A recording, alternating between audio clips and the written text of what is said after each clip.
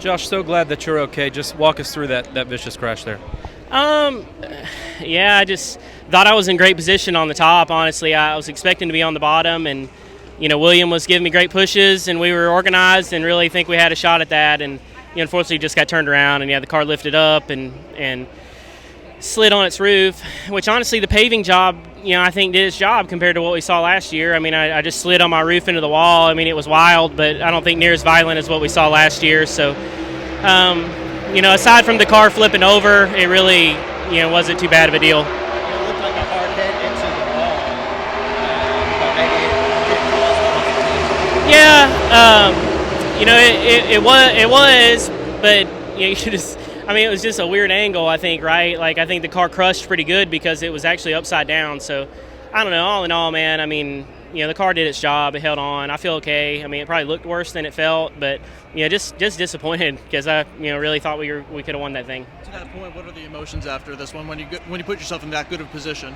Honestly, I'm really proud of the job that everybody did tonight. The car we had, the job I did, to win a stage, to stay up front and battle all day, race hard.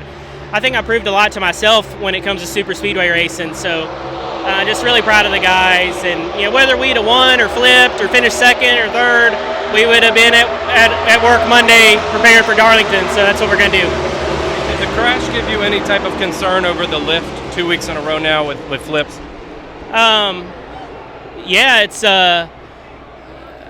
a concern, but I don't know what you're going to do about it. Really, they'll figure it out, but it'll just take time, I guess. Thanks, Josh. Glad you're all right. Thank you, man. We put ourselves in position to win the race, and that's what we wanted to do. Unfortunately, we didn't get to the end, and that's part of this racing. And I haven't watched it in detail to know exactly what happened, and so I don't want to throw any opinions out there because Lord knows that I've made plenty of mistakes at super speedways, and I want to make sure that it wasn't me. But I felt like I just got turned getting down into turn one, and just the wrong angle at the wrong time. But Austin was doing a great job of pushing me. We had a good run, and you're at the end of these races, so I'm not faulting him. We were trying to do what we could. So you were expecting a push, obviously.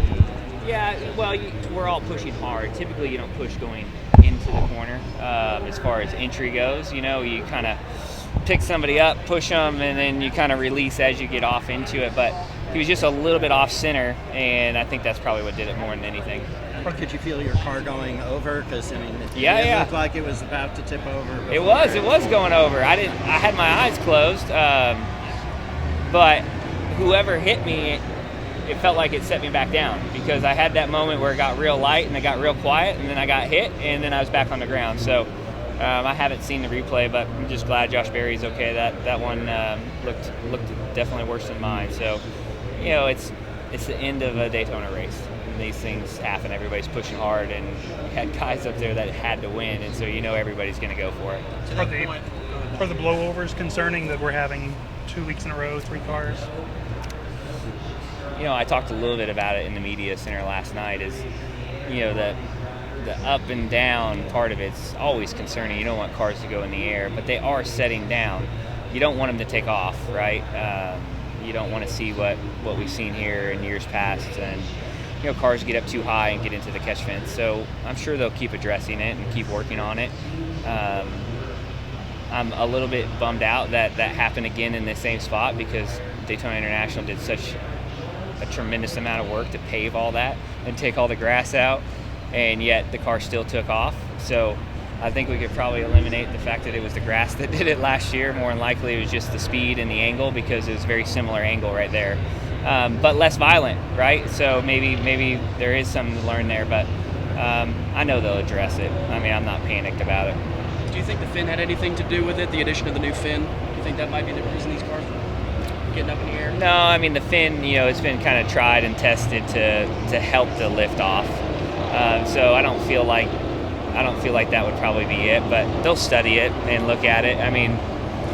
It's so hard to plan for every situation, and the easiest thing for them to do is just slow us down, right?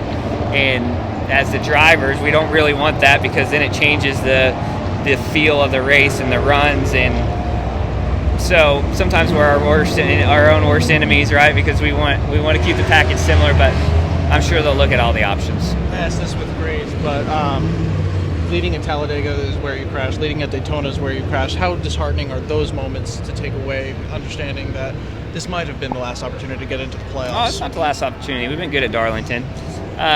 It's way better than being 30th and crashing. I mean, it is. I mean, if you just look at, the 3 times I've rode in the ambulance this year is Texas, Talladega, and here, and every single time it was racing for the lead. You guys will have to tell me because you saw the replay. I'm pretty sure I didn't do anything wrong on this one.